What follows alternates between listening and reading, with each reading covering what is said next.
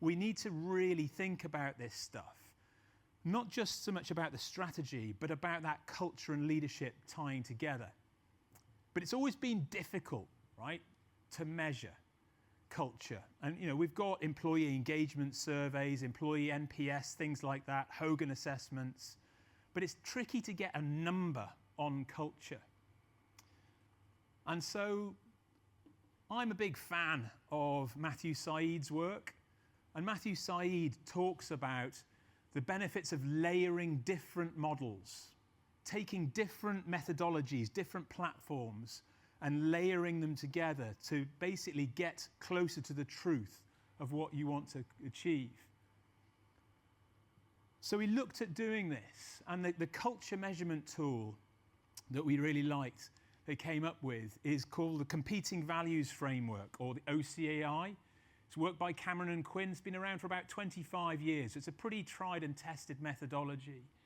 And it basically says that every organization has a range from being really flexible and nimble, or quite structured and controlled, or having an internal or an external focus, which creates these 4 quadrants or 4 dimensions, right?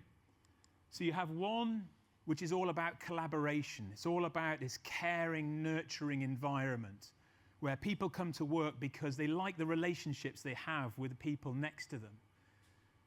In tension with that, in competition with that, you have this compete, high achievement, push, push, push, let's go and win.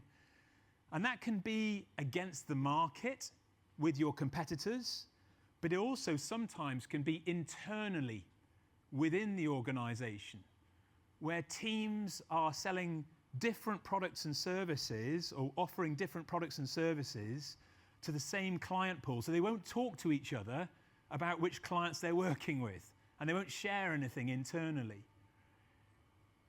You have a control quadrant. So this is where it's about processes, systems, flow charts, that sort of thing. So this is where you often see lots of engineering types of companies, transport, power stations, things like that. And again, in tension with that is this creative, entrepreneurial, risk-taking, let's get out there. It's about new products, new services.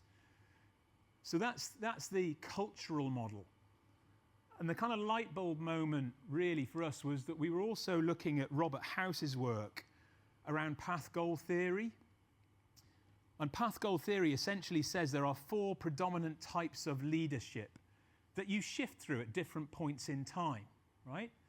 So you have the participative leader saying, what do you think? I'm interested in your ideas. That feeds into that creative side of the culture. You have a directive leader that sits with the control piece, supportive and achievement orientated. Now, obviously, we all know that we will shift around in our leadership depending on the situation, right? If you take me back, 18 odd years, and I'm in an ambush somewhere with bullets flying, I'm not going to be sitting there going, now, what does everybody think we should do right now, right? And being participating. You're going to be quite directive. But at the same time, when you get back into the base and it's all calmed down, it's like, right, talk to me about what happened. How can we do this better? What can we do? So you are shifting around. But the interesting thing for me was that you could take these 2 very different academic models that have been around for a long time, and you could superimpose them, and you could see how the culture is being affected by the leadership. And the nice thing also about the model is that it asks people about